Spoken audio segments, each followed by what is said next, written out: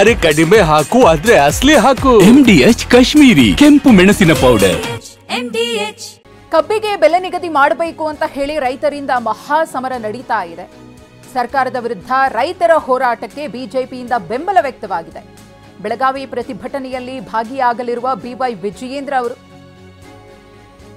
ರಾಜ್ಯ ಬಿಜೆಪಿ ಅಧ್ಯಕ್ಷರು ಗುರ್ಲಾಪುರ ಕ್ರಾಸ್ನಲ್ಲಿ ಹೋರಾಟ ನಡೀತಾ ಇದೆ. ಬೆಳಗಾವಿ ಜಿಲ್ಲೆಯ ಮೂಡಲಗಿ ತಾಲೂಕಿನ ಗುರ್ಲಾಪುರ ಕಬ್ಬಿಗೆ ದರ ನಿಗದಿ ಮಾಡುವಂತೆ ಆಗ್ರಹಿಸಿ ಪ್ರತಿಭಟನೆಯನ್ನ ಮಾಡುತ್ತಿದ್ದಾರೆ. ಈ ಪ್ರತಿಭಟನೆಗೆ ವಿಜಯೇಂದ್ರ ಅವರು ಸಾಥ್ ಕೊಡಲಿದ್ದಾರೆ. ನಮ್ಮ ಪ್ರತಿನಿಧಿ ಸಹದೇವ್ ಮಾನೆ BY ವಿಜಯೇಂದ್ರ ಅವರ ಜೊತೆಗೆ ಮಾತುಕತೆ ನಡೆಸಿದ್ದಾರೆ, ನೋಡೋಣ.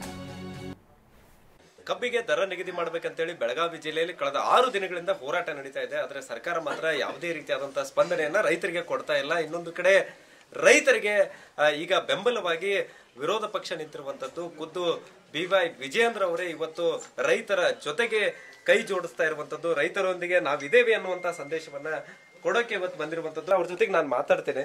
ಸರ್, ಈಗ ಸರ್ಕಾರ ಅಂತೂ ಇಲ್ಲಿದ್ದ ಸಚಿವರು ಸೇರಿದಂತೆ ಯಾರು ಕೂಡ ರೈತರ ಅಳಲನ್ನ ಕೇಳಿಲ್ಲ. ಇವತ್ತು ನೀವು ಬಂದಿದ್ದೀರಿ, ಸೊ ಏನ್ ಹೇಳಕ್ ಇಷ್ಟಪಡ್ತೀರಿ? ಮೂಡಲಗಿ ತಾಲೂಕಿನ ಗುರ್ಲಾಪುರ ಕಳೆದ 6 ದಿನಗಳಿಂದ ನಿರಂತರವಾಗಿ ಕಬ್ಬು ಬೆಳೆಗಾರರು ರೈತರು ತನ್ನ ಹೋರಾಟವನ್ನು ಕೈಗೆತ್ತಿಕೊಂಡಿದ್ದಾರೆ.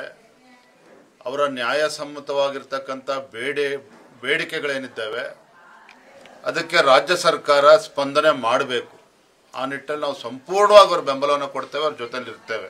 ದುರಂತ ಅಂತ ಏನ್ ಹೇಳಿದ್ರೆ, ಈ ನಾಡಿನ ರೈತರ ಬಗ್ಗೆ ಕಿಂಚಿತ್ತೂ ಕೂಡ ಕಾಳಜಿಯನ್ನ ತೋರಿಸದೇ ಇರ್ತಕ್ಕಂಥದ್ದು ಇದು ಬಹಳ ದುಃಖ ತರುವಂತ ಸಂಗತಿ.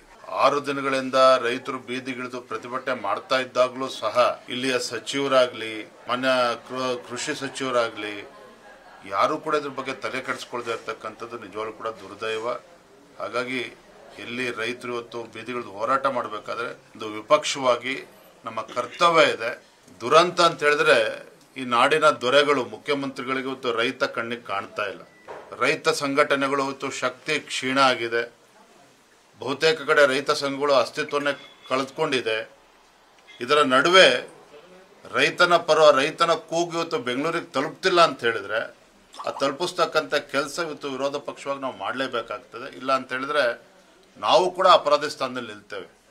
ರಾಜ್ಯ ಸರ್ಕಾರ ಏನು ಮಾಡಬೇಕು, ಕನಿಷ್ಠ ಉಸ್ತುವಾರಿ ಸಚಿವರನ್ನಾದರೂ ಕಳಿಸಿ ಅಲ್ಲಿ ಪರಿಸ್ಥಿತಿಯ ಅಧ್ಯಯನ ಮಾಡಬೇಕಾಗಿತ್ತು. ರೈತನಿಗೆ ಧೈರ್ಯ ತುಂಬುವಂತ ಕೆಲಸ ಮಾಡಬೇಕಾಗಿತ್ತು, ಅದನ್ನು ಕೂಡ ಮಾಡಲಿಲ್ಲ. ಮುಖ್ಯಮಂತ್ರಿಗಳು ಹೆಲಿಕಾಪ್ಟರ್ ಬಂದ್ರು, ಬೆಳಗಾವಿಗೆ ಗುಲ್ಬರ್ಗಾಗೆ ಬಂದ್ರು, ಅಲ್ಲೊಂದು ಸಭೆ ಮಾಡಿ ಹೊರಟೆ ಹೋದ್ರು.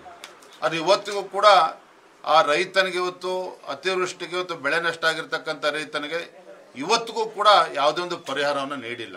ಇಲ್ಲಿ ಮುಖ್ಯಮಂತ್ರಿಗಳು ಉಪಮುಖ್ಯಮಂತ್ರಿಗಳು ಭಾಷಣ ಮಾಡ್ಕೊಂಡಿದ್ದಾರೆ. DK ಶಿವಕುಮಾರ್ ಕೇಳಿದ್ರೆ ಟನಲ್ ರೋಡ್ ಬಗ್ಗೆ ಮಾತನಾಡ್ತಾರೆ. ರೈತರ ಬಗ್ಗೆ ಅವ್ರಿಗೆ ಏನೂ ಕಾಳಜಿ ಇಲ್ಲ. ಸಿದ್ದರಾಮಯ್ಯನವರು ಕೂಡ ಬೆಂಗಳೂರು ಮೈಸೂರಿಗೆ ಸೀಮಿತ ಆಗಿದ್ದಾರೆ.